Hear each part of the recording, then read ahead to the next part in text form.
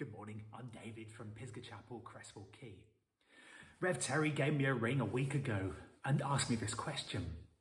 What one change would you like God to bring to your community?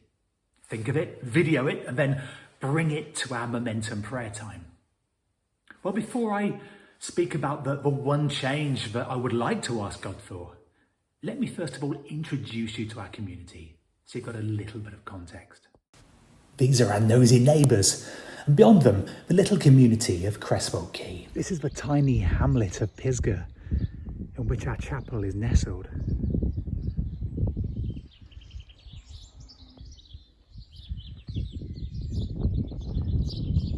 If you go down this road for about a mile, you'll come to the little settlement of Whitehill.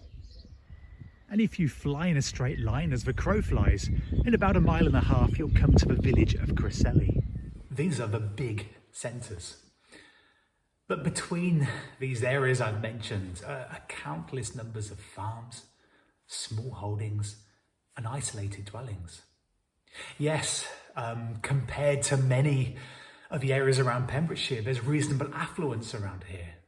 It's idyllic in so many ways.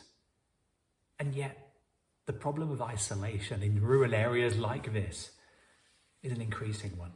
Behind me in Cresswell Quay, it used to be literally within walking distance.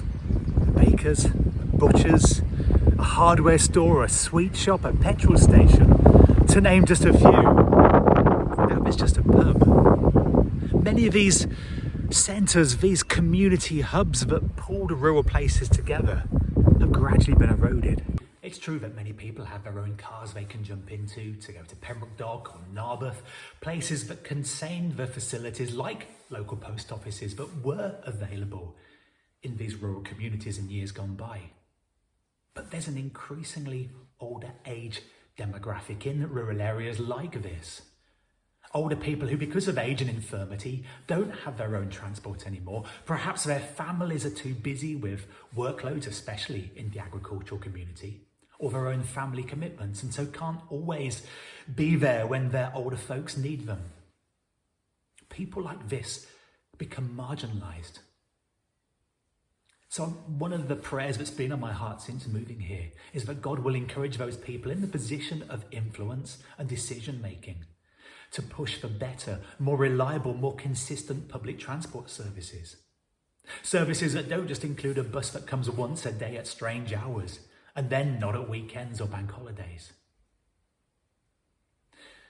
Transport links that give people the opportunity to regain some of their independence, continue to socialise, and to avoid the rural curse of social isolation. This is my prayer.